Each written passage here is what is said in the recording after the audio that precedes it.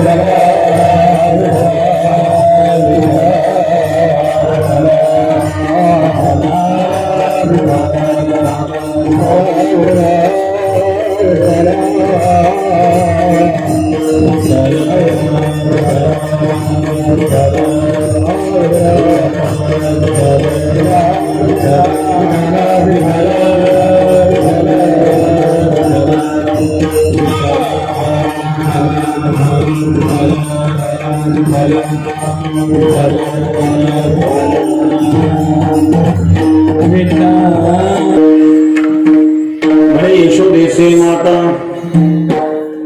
ऐसा भक्ताचा अंकित लागे तैसी लागे पिता निष्काम निराळा गोपी लागेला झाला ऐसा भक्ताचा अंकित लागे तैसी लागे प्रथम तुका म्हणे आले रूपा व्यक्त चांगले ऐसा भक्ताचा अंकित लागे तैसी लागे प्रथम पांडुरंगा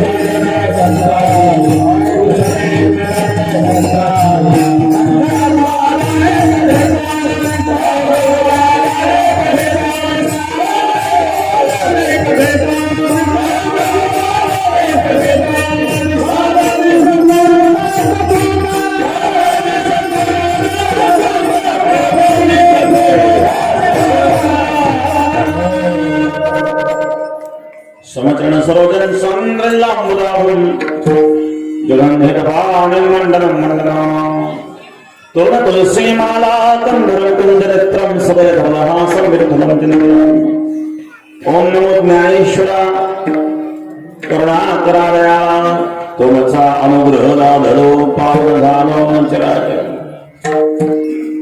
ध्यानमूलं गुरुमूर्ति पूजामूलं गृहपदं मंत्रमूलं गुरुर्वाक्यं मोक्षमूलं गुरुर्नमः गंगा विशुद्धं निजपादस्पर्शं सर्वैस्थितं जुम्बेधं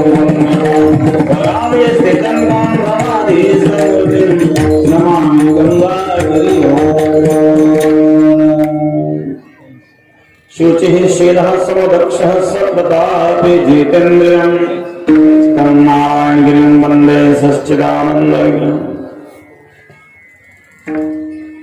सद्गुरुराज गंगागिरी महाराजांच्या कृपेने सद्गुरु श्री नारायणगिरी महाराजांच्या आशीर्वादाने आणि माजी आमदार मान्य आर्यमणी साहेब यांच्या वाढदिवसाच्या निमित्ताने संगीत रामायण कथा संपन्न झालेली आहेत. राम कथाकार नंदकिशोर महाराज खरात नेवासेकर यांची रामायण कथा संपन्न झालेली आहे. आज सांगताही काल्याच्या कीर्तनाने आयोजक सर्व ग्रामस्थ गोळवाडीकर समस्त भजनी मंडळ आणि विशेष सहकार्य जे मनाजी पाटील मिसाळ आणि त्यांचे सर्व सहकारी आणि समस्त ग्रामस्थ गोळवाडीकर या ठिकाणी आपल्या कार्यक्रमाला उपस्थित माननीय विद्यमान आमदार रमेश पाटील बोरणारे सर, त्याचप्रमाणे माननीय माजी आमदार आर्यमणी साहेब यांचे चिरंजीव बंडू पाटील वाणी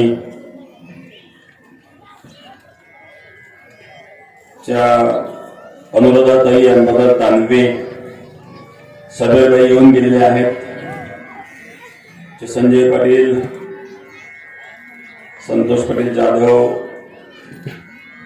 काकासाहेब पाटील, प्रकाश शेठ चव्हाण नगरसेवक, माजी आमदार भाऊसाहेब पाटीलही भेट देऊन गेलेत. कुशाल सिंग अंकल सुद्धा भेट देऊन गेलेत.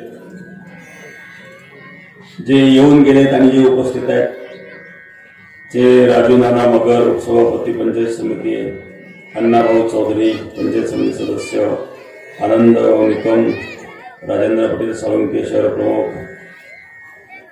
उपस्थित सर्व गायनाचार्य, मृदंगाचार्य, चैरभक्तपायन पवार महाराज आणि त्यांचे विद्यार्थी, जे प्रकाश शेठ चव्हाण,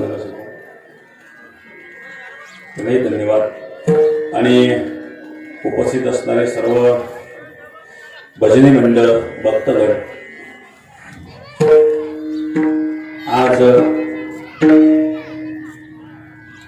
हा जो सप्ताह घेतलेला आहे, रामायण कथा रामकथा संपन्न झालेली आहे. जे मनाजी पाटील मिसाळ यांचं विशेष सहकार्य त्यामध्ये आहे, ग्रामस्थांचा सहयोग, त्यांचे सर्व सहकार्य म्हणजे माननीय आर्य मणी साहेबांचा वाढदिवस होऊन गेलेला आहे मागे, पण त्या निमित्ताने माननीय वाणी साहेबांचे 83 वर्ष संपून 84व्या वर्षामध्ये पदार्पण, त्या निमित्ताने हा योग घडून आलेला आहे. तर एक समाज हिताकरता झटणारा एक नेता, सध्या तब्येत त्यांची बरी राहत नाही तर ते हजर राहिले असते. जोपर्यंत त्यांना फिरणं शक्य होतं, आजूबाजूला कुठेही कार्यक्रम असला तरी ते हजर असायचे. आम्हाला या उशीर व्हायचं, ते अगोदर मंडपात असायचे. तर आध्यात्मिक आवड सुद्धा मान्य वाणी साहेबांना खूप आहे.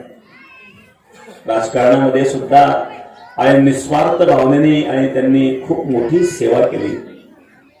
आज वैजापूर तालुक्याचे जे डेव्हलपमेंट दिसत आहे याला मुख्य कारण एक आहे की ते म्हणजे एक्सप्रेस कॅनल पासून आणि जो अर्धा वैजापूर तालुका त्यामध्ये सुरू झाला, त्याकरता खूप संघर्ष करावा लागला आणि मोठा संघर्ष त्यामध्ये माननीय वाणी साहेबांनी केलेला आहे. अनेकांचं सहकार्य त्यामध्ये असेल नाही असं नाही, परंतु त्यामध्ये वाणी साहेबांचा फार मोठा सिंहाचा वाटा आहे. तर अशा प्रकारे अनेक कार्य त्यांची आहेत, राजकीय क्षेत्रातील असतील, सामाजिक क्षेत्रातील असतील. मी अध्यात्म विषयावर बोलेल की त्यांना आध्यात्मिक आवड फार. वैजापूर शहरामध्ये आम्ही त्यावेळी बेटावर नव्हतो. बेटाची जबाबदारी आमच्याकडे नव्हती, त्यावेळेला मी बाजारखान्याला असायचो आणि वैजापूरला भागवत कथा असायची. तर तिथं सुद्धा माननीय वाणी साहेब नेहमी कथा ऐकण्याकरता यायचे. नांदगावला गुलाबगिरी महाराजांच्या आश्रमावर 1 वर्ष कथा होती आणि त्या 2 सत्रामध्ये आम्ही कथा करायचो. कारण 3 आणि 4 तासामध्ये काय होतं म्हणून जवळजवळ 3-3 तासाचे 2 सत्र कथेचे असायचे. दोन्ही सत्राला माननीय वाणी साहेब हजर असायचे आणि एकाग्रतेने कथा श्रवण करायचे. त्यांचं श्रवण करण्याची जी पद्धत आहे ती खूप वेगळी आहे. त्यामध्ये असणारे जे मुद्दे आहेत, अगदी एक मुद्दा तंतोतंत आणि ते लक्षात ठेवण्याची सुद्धा त्यांची क्षमता. तर अशा प्रकारे आणि अध्यात्माची आवड असणारा हा एक नेता, समाजसेवा ज्यांनी केली, त्यांच्या वाढदिवसाच्या निमित्ताने मनाजी पाटील मिसाळ यांनी आणि त्यांच्या सहकारी ग्रामस्थ सर्वांनी मिळून हा जो कार्यक्रम आयोजित केलेला आहे. रामायण कथा संपूर्ण झालेली आहेत. आज काल्याचे कीर्तने सांगत आहे वारकरी संप्रदायामध्ये आणि काल्याला विशेष महत्व आहे. काल्यानेच सांगता होत असते. इतर संप्रदायामध्ये काल्याला एवढं महत्व नसेल कदाचित, परंतु वारकरी संप्रदायाने काल्याला विशेष महत्व दिलं आहे. कारण काला म्हणजे जीव ब्रह्म ऐक्य रूपी हा काला आहे. 2 पदार्थ किंवा 2 पेक्षा अनेक पदार्थांचं मिश्रण म्हणजे काला. काला म्हणजे मिश्रण आहे. तिथं जीव ब्रह्म ऐक्य रूपी हा काला. शिंके लावेले द्वार होतो तिघांची निवड. दूर शिंक किती दूर आहे त्याच्यापर्यंत पोहोचण्याकरता तिघांच्या वर जावं लागतं. शिंके लावेले दुरी होतो तिघांची निवई. तुम्ही वारे दोन्हीकडे नको पसरो निगडे. तिघांच्या वर गेल्यानंतर काला मिळतो. हे 3 आहेत रजतमसत्व. जीव हा त्रिगुणाच्या अधीन असतो, माया त्रिगुणातीत असते आणि जीव मायेच्या अधीन असतो आणि तो परमात्मा मायेच्या पलीकडे आहे. आणि मग त्रिगुणाच्या पलीकडे गेल्याशिवाय जीव ब्रह्मरूपी काला मिळत नाही, म्हणून तिघांच्या वर जावं लागतं. तर अशा प्रकारे असणारा हा काला, आणखी काला म्हणजे प्रसाद आहे. आणि प्रसादामध्ये समाधान असतं. प्रसाद असतो प्रसन्नता. ज्या प्रसादामध्ये प्रसन्नता आहे, समाधान आहे, त्याला काला म्हणतात. काल्याचा प्रसंग आहे भगवान श्रीकृष्ण परमात्मा गोकुळात प्रगट झाले. आपल्याला सुद्धा या हृदयरूपी गोकुळात त्या परमात्म्याला प्रगट करायचं. गो म्हणजे इंद्रिय, कुल म्हणजे समूह. या इंद्रियांचा समूह म्हणजे नरदेह रूपी गोकुळ आहे. यामध्ये भगवंताने प्रगट व्हावं त्याकरता नंद यशोदेची आवश्यकता असते. नंद येते सर्वजनानां सुनंदः. जो दुसऱ्याला आनंद देतो त्याला नंद असं म्हणतात, आणि जो दुसऱ्याच्या सुखाचा नाश करतो त्याला कंस असं म्हणतात. म्हणून भगवंताने कंसाचा नाश केला. कम सुखम सती इति कंसः. आणि कंसाचा नाश करून नंद बाबाला आनंद देण्याकरता भगवान प्रगट झाले. गोकुळात प्रगट झाले. पण दुसऱ्याचा नाश करू नका, दुसऱ्याच्या सुखाचा नाश करू नका. भगवान तुमचाही नाश करेल. काही लोकांना दुसऱ्याचं सुख सहन होत नाही. एखाद्याचा बंगला पाहिला मेला कसं तरीच होत. एखाद्याची गाय जर चांगलं दूध द्यायला लागली ना, ते याला सहन होत नाही. यांनी डोकवून पाहिलं की गाय साठली. काय स्वभाव काही लोकांचा. काही विंच उतरवणारे असतात, काही विंच चढवणारे असतात. काहींचं आडनाव आग लावे, जिकडे जातील तिकडे आगच. एखाद्याच्या घरी पाहुणे म्हणून गेले आणि 2 तास जरी थांबले तर घरात ताळमेळच लागून द्यायचं नाही. असाही स्वभाव असणारे लोक समाजामध्ये असतात. ही कंस वृत्ती आहे. कंस शब्दाचा अर्थ आहे कम सुखम. कम म्हणजे सुख, से म्हणजे छेद करणारे. दुसऱ्याच्या सुखाचा जो छेद करतो, दुसऱ्याच्या सुखाचा नाश करतो त्याला कंस म्हणतात. या कंस वृत्तीचा नाश करण्याकरता भगवान परमात्मा प्रगट झाले. भगवान जेव्हा मथुरेला गेले, कोल्या पिंडाचा हत्ती मारला, 4 मुष्टिकाला ठार मारलं आणि कंसाच्या राजसिंहासनाच्या जवळ गेल्यानंतर कंसाचा मुकुट खाली पडला आणि कृष्णाने कंसाचे केस धरले. कंस घाबरला. सोड कृष्णा. भगवान म्हणले मामा ओळखलं का? पहिलीच भेट आहे आणि शेवटचीच आहे, कारण दुसऱ्या भेटीपर्यंत मामा जगणारच नाही. पहिलीच भेट आहे आणि शेवटचीच आहे. ओळखलं का मामा? आठवतं का? आठवा माहितीये ना. आकाशवाणीने काय सांगितलं होतं? आठवा. आकाशवाणीने काय सांगितलं होतं ते आठवा. आणि आकाशवाणीने जो आठवा सांगितला होता तो आठवा मी आहे तुमचा काळ. आता आकाशवाणी आठवा. कंस थरथर कापायला लागला. अरे कृष्णा केस सोड, वेदना होतात. आता कळतंय का मामा वेदना होत आहेत? जेव्हा आकाशवाणी झाले होती तेव्हा माता देवकीचे केस धरले होते ना, देवकी मातेला किती वेदना झाल्या असतील आज कळतंय ना मामा. असं म्हणून कृष्णाने कंसाला खाली ओढलं, आसनाच्या खाली ओढलं, खाली पाडलं आणि कंसाच्या छातीवर बसला कृष्ण. कंस भयभीत झाला आणि एका बुक्क्यात कंसाचा वध केला. गोपाल कृष्ण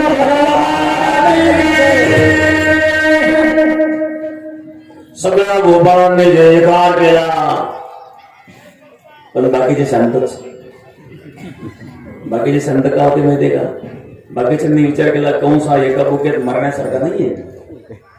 जर आपण आवडी दिली आणि कंस जर जिवंत असलं तर काही लोक दोन्ही बोलून चालतात. बांधा पडतात जसं वारा तुझं पुढे मारायची. असे काही बांधव होते. त्यांनी अंदाज घेतला. अंदाज घेऊन पहा खरोखर मेलेलं काय. जर असा जिवंत आणि आपण देवावर वेलपणच पुढे. कृष्णाने एक लात मारली, कंस उलथून पडला. लक्षात आलं मेलेला दिसतोय. आता आवडलेला काय हरकत. गोपाल कृष्ण भगवान की जय. कंसाचा वध केला. भगवंताचं कार्य आहे भक्ता राखे पायापासे दुर्जनासे संहारी. आमसाठी अवतार आमसाठी अवतार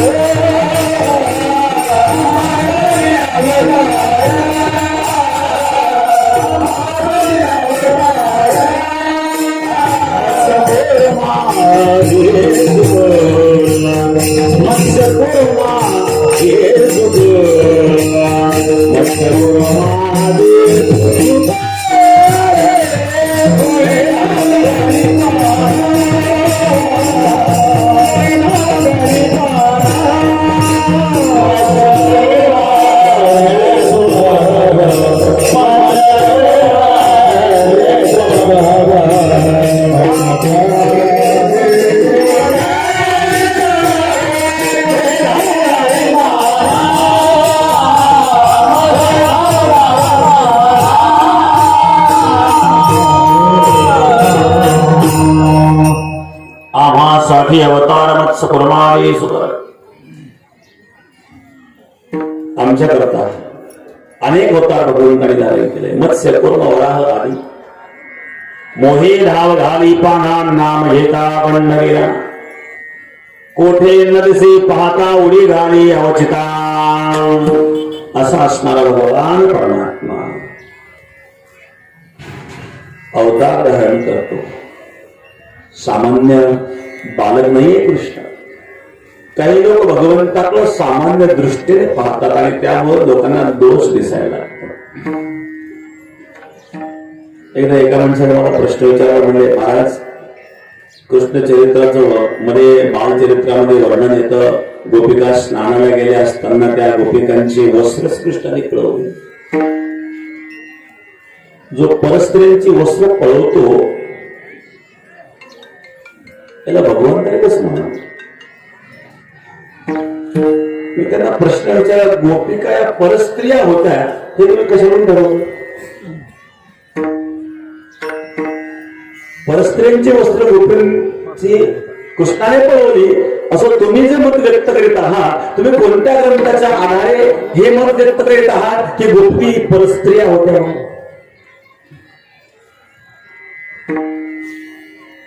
त्याच्याने श्रीमद भागवतामध्ये कथा आम्ही ऐकली. श्रीमद भागवतामध्ये स्पष्ट होईल हा जो प्रसंग याला चिरहरण लीला म्हणून नाव दिलेलं आहे.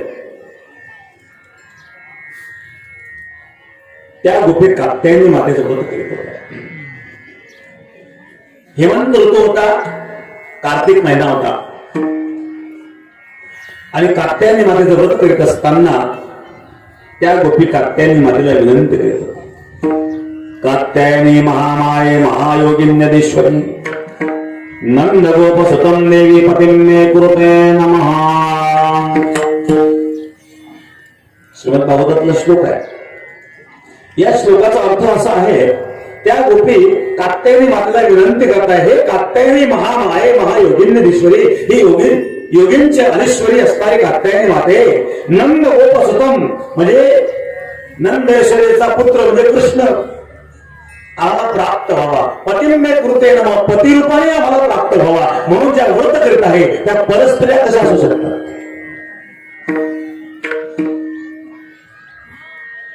कुठेतरी चुकीचा अर्थ लावून समाजामध्ये विकृती पसरवण्याचं कार्य करणारे काही लोक असतात.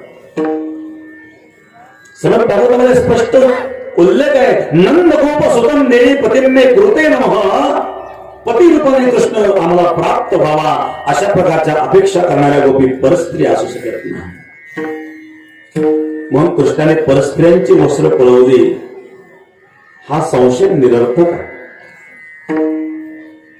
मग चिरहरण लीला केली हे सत्य आहे, अनेक ग्रंथांमध्ये उल्लेख आहे, पण त्याची जी काही आध्यात्मिक कारणे काही वेगळी आहे. कबीर महाराजांनी या लीलेचं वर्णन फार सुंदर केलं पाहिजे. त्या गोपी जेव्हा स्नान करण्याकरता यमुनेमध्ये आणि गेल्या, आपले वस्त्र यमुनेच्या तीराला ठेवले आणि स्नान करीत असताना तेवढ्यामध्ये भगवान परमात्मा आले. चेंडू खेळण्याचं निमित्त चेंडू पाण्यात पडल्या दृष्टीने भगवान गेलेत आणि त्या गोपींची वस्त्र घेऊन कळंबाच्या झाडावर जाऊन बसले. या प्रसंगाचा फार सुंदर वर्णन कबीर महाराज करतात.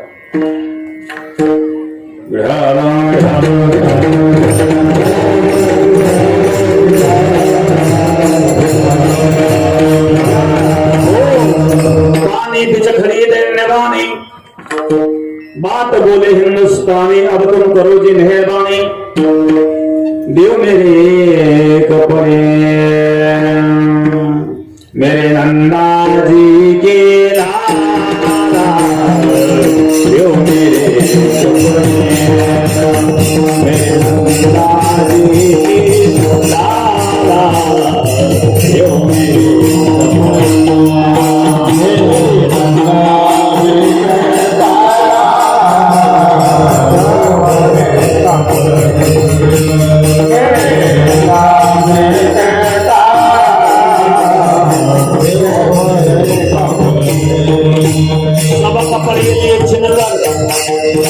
ले गए झाड़ के ऊपर गवान कहे कन्हैया चोर.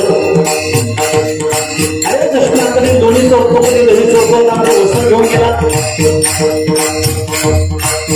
देलोकर एक होती विनवणी करू लागली. माझे ननंद फार खट्याळ आहे बरं. मेरी ननंद आहे बिजली विजेसारखी चमचम करते. मेरी ननंद आहे बिजली छप्पन नदीस की चुगली. तिला चुगली करायची सवय. ननंद न आनंद जे भाऊजाईला जे आनंद मिळू देत ती ननंद जे घरातून गेल्याच्या भाऊजाईला सगळं. ननंद म्हणजे सासूबाई अशी येडी. आईच्या कानात वहिनी चोरून त्याला म्हणायला झाला. माझी ननंद फार खट्याळ आहे.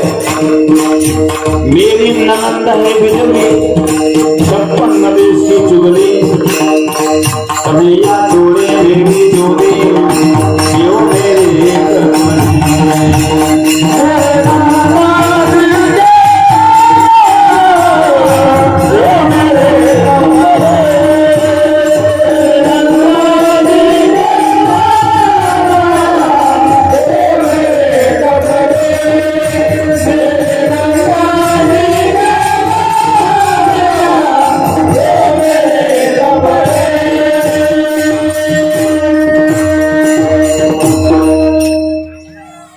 मेरी सास है जंजाल. दुसरे गोपी म्हणली माझी सासू फार जहाल. हे पूर्वीच्या सासवांचं वर्णन आहे. आजच्या सासवांचे काय हाल आहेत त्यांचे त्यांना माहिती. माझी सासू फार जहाल है जहाल. मेरी सास है जंजाल उसके सिर पे लंबे लंबे बाल मुझे मारे गालो गाल. सासू जी सुला ती आसू तिला म्हणावं सासू. पूर्वीच्या सासवा फार जहाल होत्या. सासू आणि सुना दोघी झाले शेतात. सुनबाई पुढून सासूबाई मागलं. कोणतरी पाहिलं आज तर सासू सुना सोबत सून पुढे सासू मागलं. सासू म्हणजे हा तिला का सासूची किंमत आहे का चालली तोंड घेऊन पुढं. दुसऱ्या दिवशी सुनबाई मागे राहिली. पुन्हा विचारला आज सासू बोल सुन माग चांगल्या कुठल्या दिल्या कशी चालवती. तिसऱ्या दिवशी त्या सुनबाईने विचार पुढे गेलो तरी बोल तर सासू माग राहील तरी बोल करायचं काय. तिसऱ्या दिवशी ती सासूबाईच्या सोबतच चालायला लागली.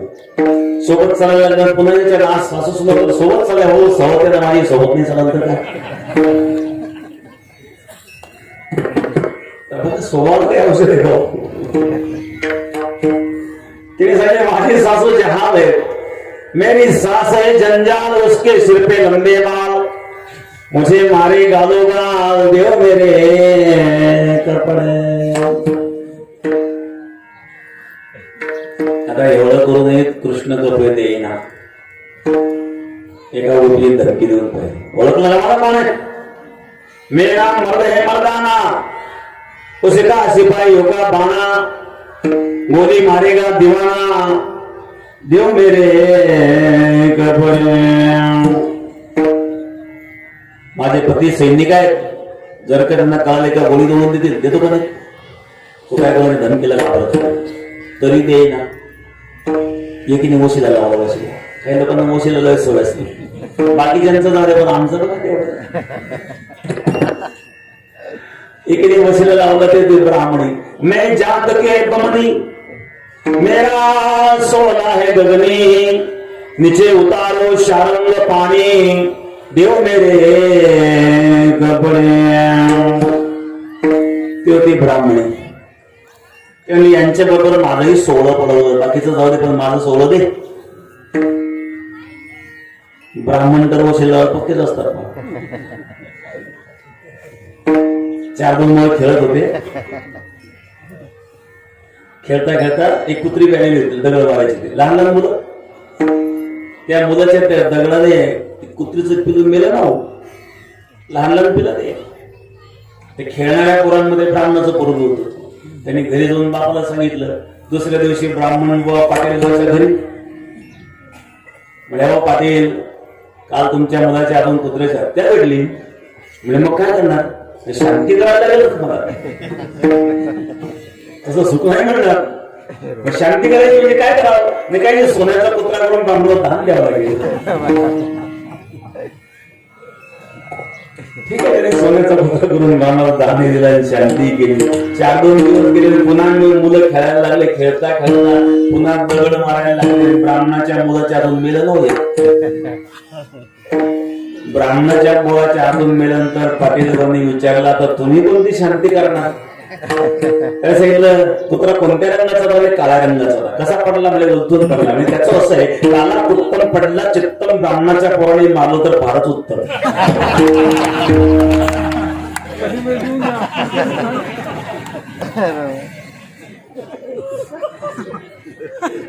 मोक्ष मिळाला, मोक्ष मिळून शांतीची गरज पडत.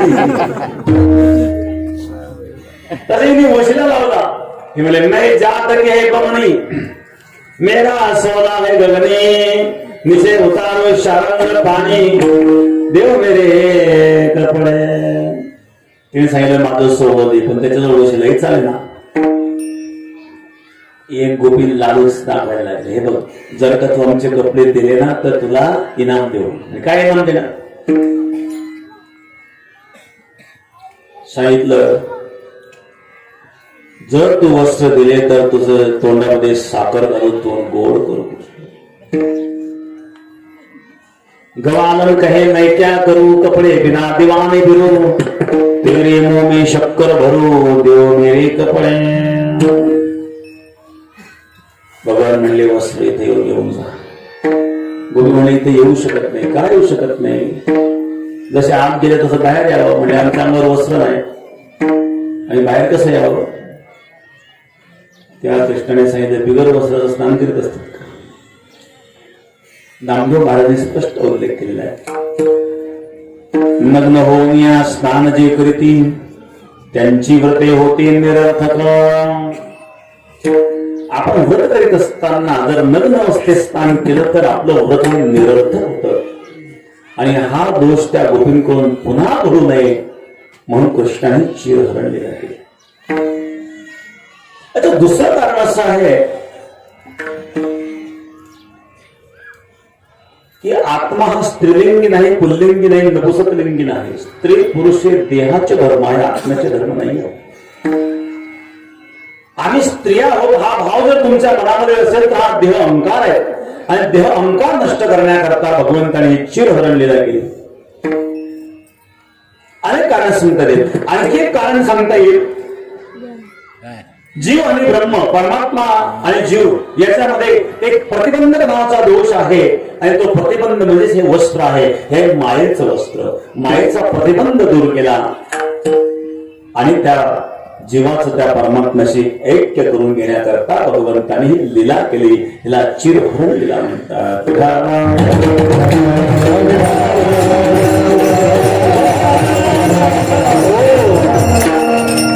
म्हणून गोपी कोणी परस्त्रिया होत्या आणि कृष्णाने परस्त्रियांची वस्त्र पळवली असा अर्थ नाही आहे.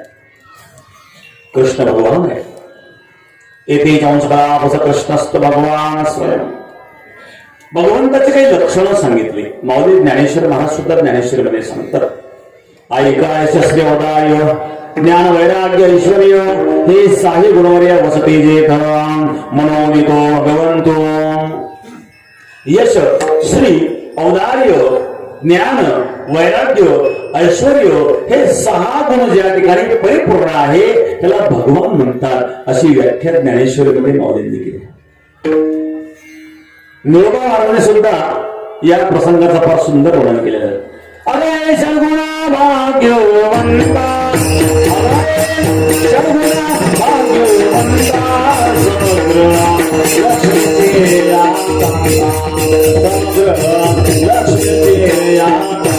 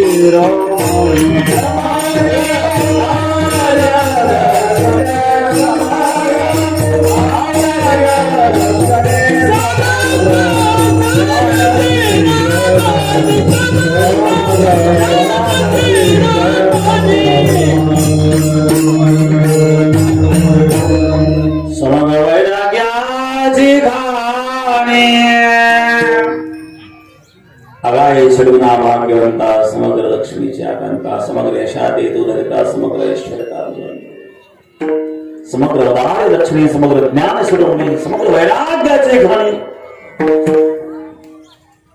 या 6 गुणांनी युक्त तो परमात्मा आहे. पूर्ण 6 गुणांचं वर्णन करायचं म्हटल्यानंतर वेळ नाही आपल्याला. ऊन तापतंय, घालून घालून खाली येते. मंडप दिसायला सुंदर पातळ आहे. आता कोणता ऋतू चालू आहे? ऋतू कोणता चालू आहे? हिवाळ्या का उन्हाळ्या का पावसाळा आहे? पाऊसही येऊन गेला, ऊनही तापते, सर्व ऋतू एकत्रित झाले ना. माणसंही सर्व ऋतूवर चालायला लागल्यानंतर ऋतून तरी काय करतात?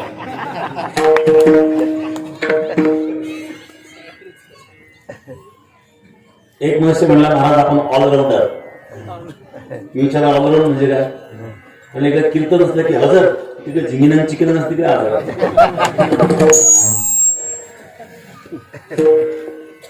माणसं ऑलराऊंड बनायला लागल्यावर ऋतू ऑलराऊंड झाला. कधी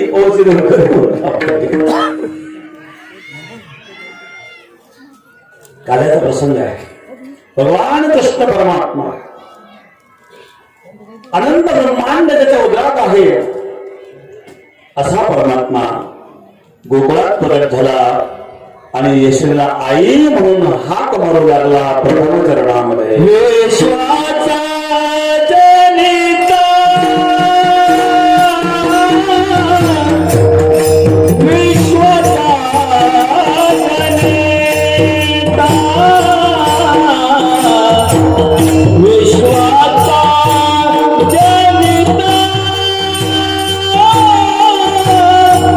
विश्वाचा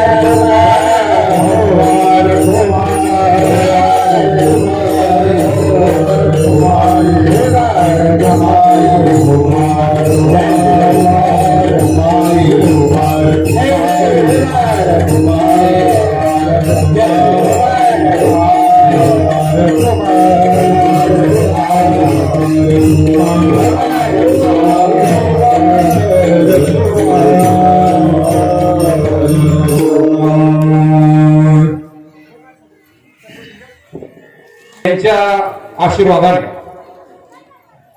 आणि सरला बेटाचे मठाधिपती आपल्या सर्वांचे आशीर्वादस्थान असलेले आणि खूप कमी वेळेमध्ये ज्यांनी कोणताही शासनाचा निधी न वापरता ज्या ठिकाणी आपण आशीर्वाद घेण्यासाठी जातो असा सरला बेटाचा कायापालट केला ते आपल्या सर्वांचे आशीर्वादस्थान असलेले सरला बेटाचे मठाधिपती हरिभक्तपरायण रामगिरीजी महाराज यांच्या वाणीमधून या ठिकाणी आज काल्याचा प्रसंग आहे. 7 दिवस या ठिकाणी श्रीराम कथा आपण सर्वांनी श्रवण केली आणि ज्या निमित्ताने या कथेचं आयोजन केलं ते आपल्या सर्वांचे लोकनेते आदरणीय आर्य मोरे साहेब यांच्या वाढदिवसाच्या निमित्ताने या कथेचं खऱ्या अर्थाने आपण आयोजन केलं. आजच्या या प्रसंगी या कार्यक्रमाचे आयोजक म्हणून खऱ्या अर्थाने जे ग्रामस्थ आणि परिसरातील सर्व आध्यात्मिक क्षेत्रातील कार्यकर्ते यांना सोबत घेऊन या रामकथेचं आणि काल्याच्या कीर्तनाचं आयोजन केलं ते सन्माननीय मानाजी पाटील मिसाळ आणि त्यांच्या सौभाग्यवती पंचायत समितीच्या सभापती सीनाताई मिसाळ, गावातील सर्व ग्रामस्थ मंडळी, सर्व वैदिक मंडळी, सर्व गायनाचार्य मंडळी या ठिकाणी प्रामुख्याने ज्यांची विशेष करून आज या कार्यक्रमाला हजेरी लागली ते आमच्या वैदी साहेब, आमदार अंबादासजी दानवे दादा यांच्या धर्मपत्नी अनुराधाताई या ठिकाणी हजर. सन्माननीय पंचायत समितीचे उपसभापती राजूनाना मगर या ठिकाणी हजर आहे.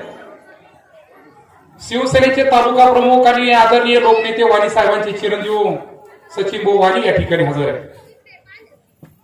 शहर प्रमुख राजेंद्र पाटील साळुंके, माजी सभापती आणि आमचे मित्र संतोष भाऊ जाधव, प्रकाश भाऊ चव्हाण, राजू भाऊ साळुंके, राजू भाऊ वाघ, पंचायत समितीचे सदस्य आनंद निकम सर, पंचायत समितीचे सदस्य चौधरीजी, राजू भाऊ चव्हाण, आमचे सलीमभाई महेश, आणि या ठिकाणी खऱ्या अर्थाने सर्वांचंच नाम उल्लेख करणं आवश्यक आहे. मग नंदूभाऊ असतील, अनिभाऊ चव्हाण असतील, नंदूभाऊ जाधव असतील, सर्व नगरसेवक, जिल्हा परिषदेचे, पंचायत समितीचे आजी माजी सर्व पदाधिकारी, सर्वांचंच नाम उल्लेख करणं महत्वाचं आहे. परंतु या ठिकाणी प्रामुख्याने महाराजांनी सुरुवातीला वर्णन केलं का वाणी साहेबांच्या वाढदिवसाच्या निमित्ताने आपण ही श्राम कथाचं आयोजन आपण 7 दिवसापासून या ठिकाणी केलेलं आहे. आणि म्हणून मन गैहुरून आलं का ज्या नेत्याच्या हाताखाली आम्ही 25 वर्ष काम केलं, त्या नेत्याचं वर्णन महाराजांनी एक वेगळ्या भाषेमध्ये या ठिकाणी आज केलेलं आहे. आणि खऱ्या अर्थाने त्याचा आज आम्हाला या ठिकाणी आनंद आहे. वाणी साहेबांच्या बाबतीमध्ये बोलायचं ठरलं तर या ठिकाणी प्रामुख्याने मी सांगणार आहे का वाणी साहेबांचं शिक्षण महाराज कमी जरी असलं, परंतु वाणी साहेबांच्या बाबतीमध्ये आमचं हे चालतं बोलतं विद्यापीठ म्हणून वाणी साहेबांचा उल्लेख आम्ही प्रामुख्याने त्या ठिकाणी करू. प्रशासनाच्या कामामध्ये महाराजांना या ठिकाणी सांगू इच्छितो की 15 वर्षे वाणी साहेबांच्या सोबत काम करण्याचा शहर प्रमुख, तालुका प्रमुख म्हणून योग आला. आणि या 15 वर्षाच्या काळामध्ये इतकं शिक्षण मला त्या ठिकाणी मिळालं की मी प्राध्यापक पीजी जरी असलो, परंतु राजकारणाचं शिक्षण मला वाणी साहेबांच्या माध्यमातून त्या ठिकाणी मिळालं. आणि आज आपल्या सर्वांच्या आशीर्वादाने, आपल्या सर्वांच्या शुभेच्छा पाठीमागे, आणि म्हणून तालुक्यामध्ये वैजापूर गंगापूर विधानसभा मतदारसंघामध्ये काम करत असताना महाराज त्या वाणी साहेबांच्या शिक्षणाची शिदोरी घेऊन मी जेव्हा विधानसभेमध्ये त्या ठिकाणी पोहोचलो, तेव्हा मला कधी असं वाटलं नाही की मी नवीन आमदार आहे. जेव्हा विधानसभेमध्ये बोलायला उभा राहतो तेव्हा जुने आमदार, जुने मंत्री एकच विचार त्या ठिकाणी करताय, आणि माझं मन त्या ठिकाणी गैरून येतं की वाणी साहेबांनी जे पोरग पाठवलं ते 100% त्या ठिकाणी वाणी साहेबांच्या पावलावर पाऊल ठेवून त्या ठिकाणी काम करताय, आणि त्याचा मला खऱ्या अर्थाने अभिमान आहे. म्हणजे राजकारणामध्ये एक वेगळ्या पद्धतीने शिक्षण घेण्याची मला महाराज त्या ठिकाणी पुढे गरज पडली नाही. अशा पद्धतीने वाणी साहेबांच्या विद्यापीठामध्ये मी 15-20 वर्ष शिक्षण घेतलं, आणि आज तालुक्याचं विधानसभेचं नेतृत्व करत असताना कुठेही महाराज असं थोडं सुद्धा नवीन असल्याचं मला त्या ठिकाणी जाणीव होत नाही. या ठिकाणी मी सुरुवातीला उल्लेख केला की या 10 वर्षाच्या काळामध्ये हरिभक्त परायण आणि आपल्या सर्वांचे आशीर्वादस्थान असलेले मठाधिपती रामगिरीजी महाराज यांच्या सोबतही काम करण्याचा त्या ठिकाणी बेटाच्या माध्यमातून योग आला. आणि मी बऱ्याच ठिकाणी बोलतो की महाराज जर असावे तर रामगिरी महाराज सारखे असावे, पायाच्या दक्षिणा, पायाचं कीर्तनाच्या दक्षिणा, आणि यामधून माझ्या भक्ताचा 10-10 रुपयाचा हिशोब मी बेटाच्या माध्यमातून त्या ठिकाणी देऊ शकतो. असं इतकं मोठं काम या 10 वर्षाच्या काळामध्ये सरळ बेटाच्या परिसरामध्ये त्या ठिकाणी झालं. त्या ठिकाणी प्रामुख्याने मी बऱ्याच ठिकाणी उल्लेख केला. आदरणीय नामदार एकनाथजी शिंदे साहेब हे जेव्हा मुलीच्या लग्नाच्या निमित्ताने आले आणि महाराजांची त्यांची भेट झाली, तेव्हा सुद्धा मी शिंदे साहेबाला बोललो की महाराज जर असावे तर निस्वार्थपणाने काम करणारे आमचे रामगिरी महाराज सारखे त्या ठिकाणी असावे. इतकं निस्वार्थपणाने लोकांची आणि माझ्या भक्ताची सेवा करणारे महाराज असतील तर रामगिरीजी महाराज आहेत. आणि म्हणून मला या ठिकाणी सार्थ अभिमान आहे. मी प्रत्येक ठिकाणी सांगतो का जो रमेश बोराडे एका शेतकऱ्याच्या कुटुंबामधलं पोरग बेटाच्या सानिध्यात गेल्यानंतर आमदार होऊ शकतो, हे एकमेव उदाहरण त्या ठिकाणी आपल्याला त्या ठिकाणी दिसेल. आणि म्हणून ती सेवा करण्याची संधी त्या ठिकाणी बेटाच्या माध्यमातून माझ्यासारख्या कार्यकर्त्याला त्या ठिकाणी मिळाली. महाराज जेव्हा ध्वजारोहण करण्यासाठी मी आलो तेव्हा मी एकच शब्द वापरला. मी म्हणलं श्रीमंत लोक किती होतील जातील, परंतु मनाजी पाटलाला सांगितलं की निस्वार्थपणाने सेवा आपल्याला त्या ठिकाणी करायची आहे. आणि म्हणून महाराज मी तुळशीच्या माळीचं उदाहरण दिलं आणि मी त्या ध्वजारोहणच्या प्रसंगी असं बोललो का आमच्या गळ्यामध्ये तुळशीची माळ आहे आणि ज्याच्या गळ्यामध्ये सोन्याची माळ असेल त्याला चोराची भीती राहते, परंतु ज्याच्या गळ्यामध्ये तुळशीची माळ असेल त्याला महाराजांचं संरक्षण राहतं. ही एका शब्दात त्या ठिकाणी सांगितलं आणि ते संरक्षण खऱ्या अर्थाने आमच्या सारख्या कार्यकर्त्यावर अखिलबाई महाराजांचं आहे.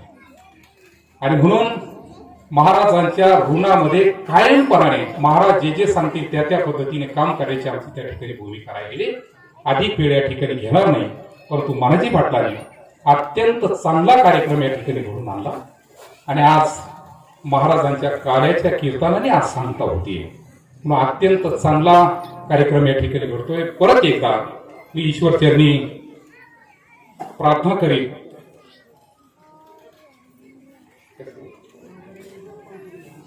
या ठिकाणी मानाजी पाटलांनी आता सांगितलं, मी सुरुवातीला उल्लेख केला की मानाजी पाटील आणि गावकऱ्याच्या सहकार्याने कार्यक्रम होतोय आणि म्हणून दररोज अन्नदानाचा खूप मोठा कार्यक्रम या ठिकाणी गावकऱ्यांनी त्या ठिकाणी आयोजित केला होता. मी सर्व गावकऱ्यांना या ठिकाणी खऱ्या अर्थाने धन्यवाद देईन आणि आपल्या सर्वांच्या वतीने ईश्वर चरणी प्रार्थना करीन. वाणी साहेबांच्या वाढदिवसाच्या निमित्ताने जो कार्यक्रम या ठिकाणी होतोय तो वाणी साहेबांना चांगलं दीर्घ आयुष्य त्या ठिकाणी लाभो एवढीच या ठिकाणी ईश्वर चरणी प्रार्थना करतो. आणि खऱ्या अर्थाने कीर्तनामध्ये बोलायचं नसतं, परंतु मानाजी पाटलाची इच्छा होती आणि म्हणून या ठिकाणी सर्व उल्लेख केला. परत एकदा आपल्या सर्वांना धन्यवाद देतो. जय हिंद, जय महाराष्ट्र, जय हरी.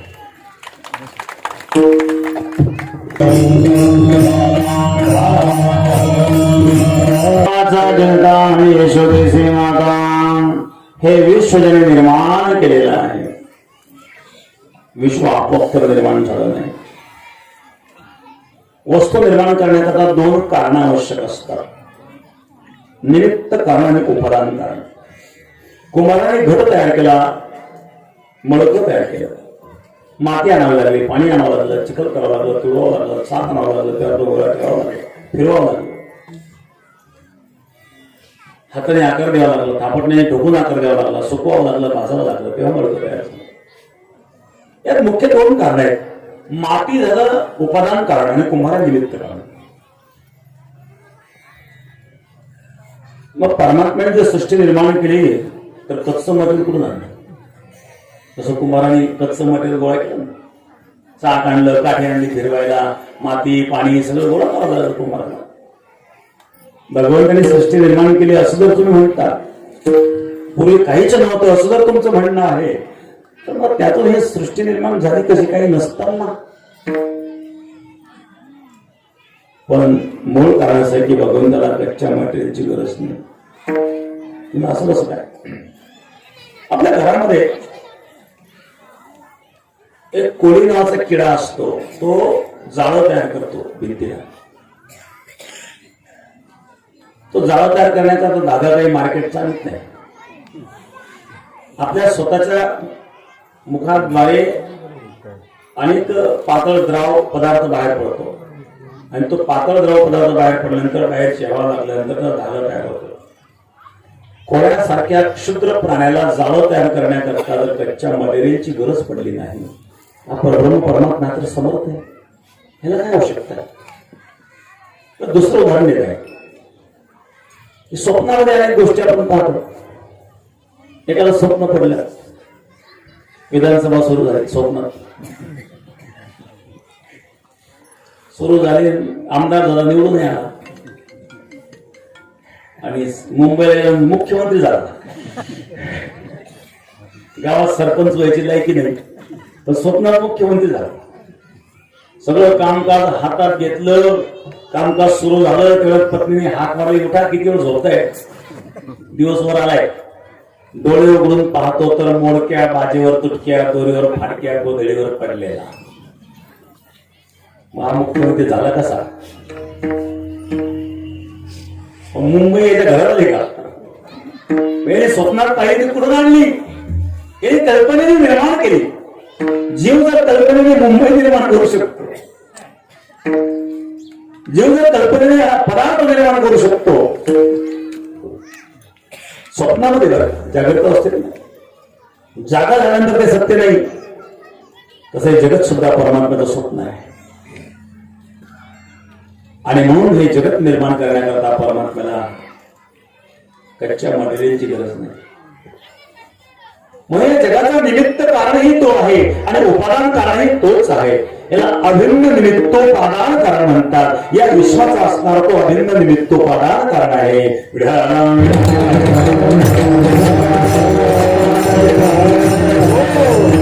भगवान परमात्मा जेव्हा गोकुळात प्रकट झाला आणि यशोदा आई म्हणून हाक मारतो, विश्वाचा जेता म्हणजे यशोदेसी माता, ब्रह्मांड चालक. हो त्याला यशोदा चालवते ना. बाजी किशन की पैजनिया, बाजी किशन की पैजनिया, बाजी किशन के पैजनिया, बाजी किशन की पैजनिया,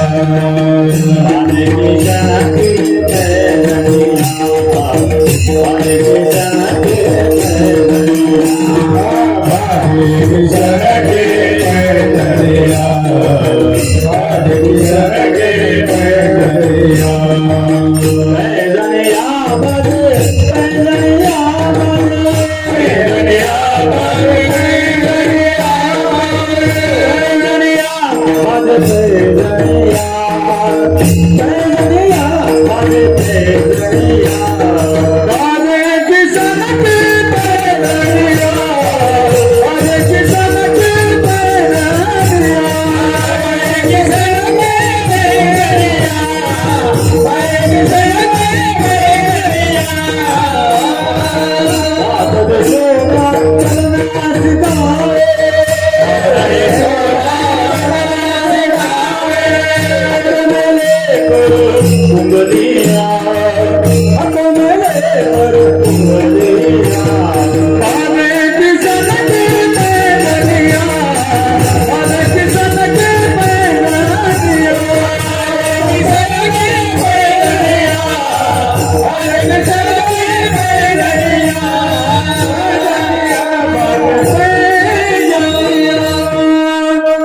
शब्द मेरा बंद करो.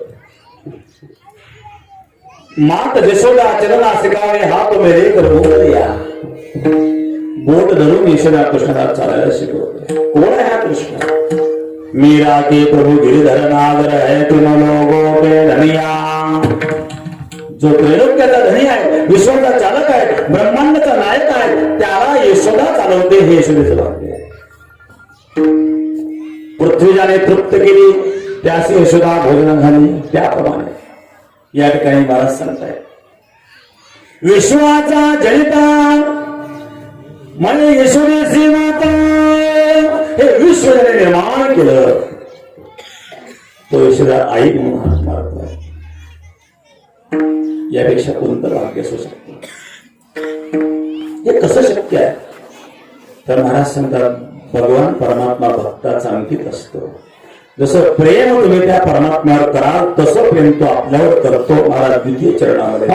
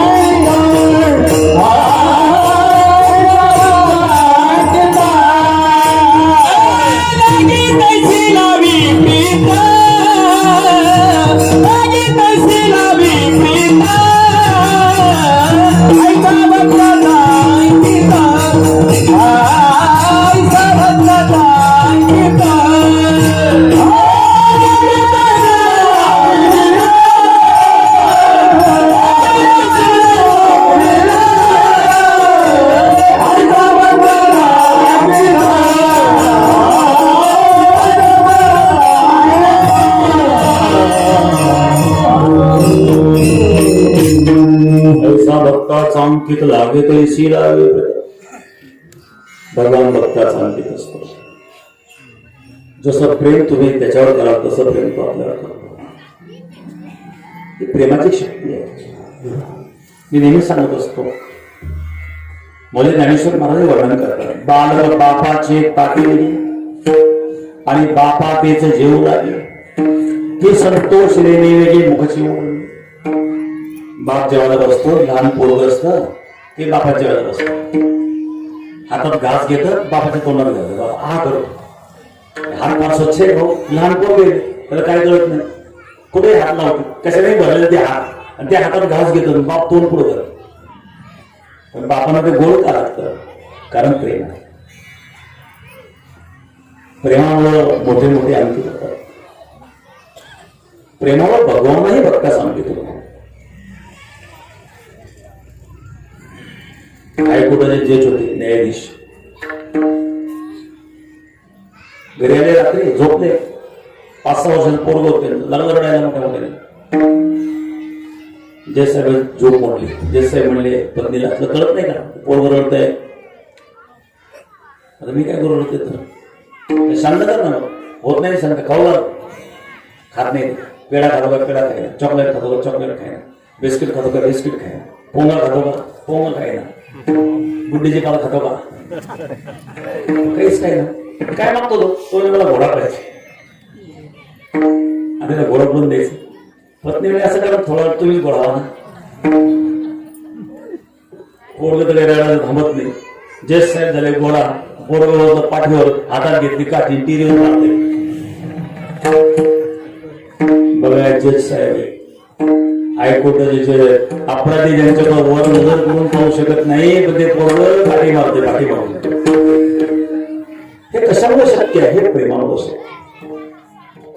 तसं भक्ताचं नाही बघून त्याचं शुद्ध प्रेम असतं, जे जीवाच्या नाही प्राणाच्या पलीकडे असतं. जीवीची जीवा प्रेम भावाची भाव तुझ वाचोळी केशवा अनुमावळे. जीवाच्या आणि प्राणाच्या पलीकडे प्रेम करणाऱ्या गोष्टी असतात. जास्त लांबवायला आपल्याला वेळ नाही आहे. तर अशा प्रकारे तो परमात्मा आहे. आणि महाराज सांगतात, ऐसा भक्ताचा अंकित लागे तैसी लागे प्रीत. जसं प्रेम तुम्ही कराल तसं प्रेम तो आपल्यावर करतो. वास्तविक परमात्मा तर निष्काम आहे, कामना रहित आहे, परंतु त्याला कामना निर्माण होते. परम निष्काम तो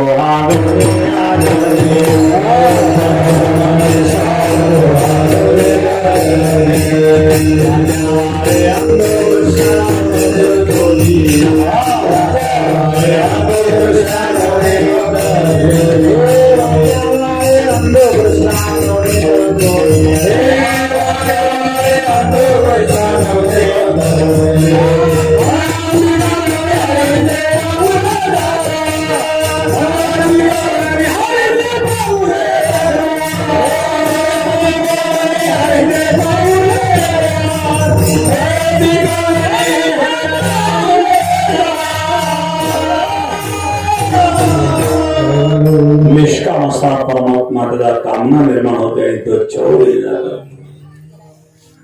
गोपिकांची लीला करतो, गोपिकांची चाळा करतो तृतीय चरणामध्ये.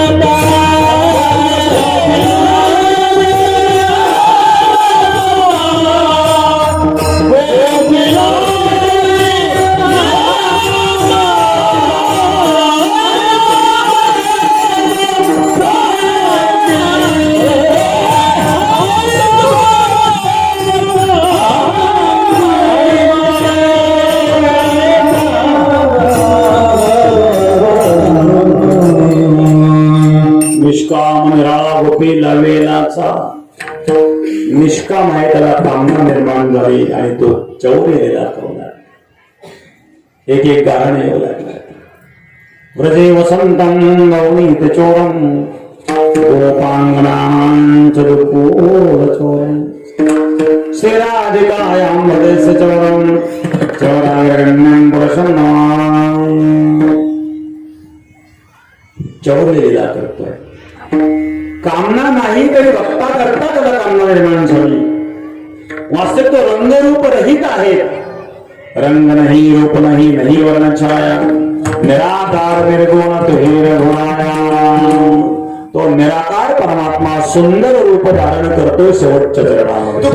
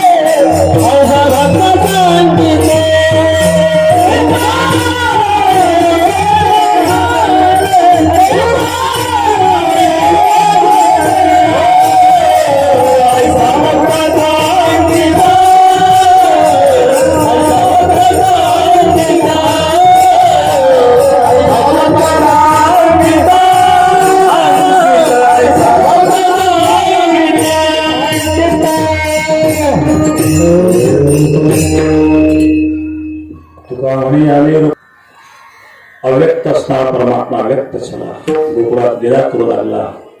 गाणं येऊ लागले. यशोदा म्हणले, कृष्णा स्वतः गावात सरोवर रानात गेले पाहिजे. निघाले भगवान चला गोकुळात. अरे तुम्ही गाया देऊ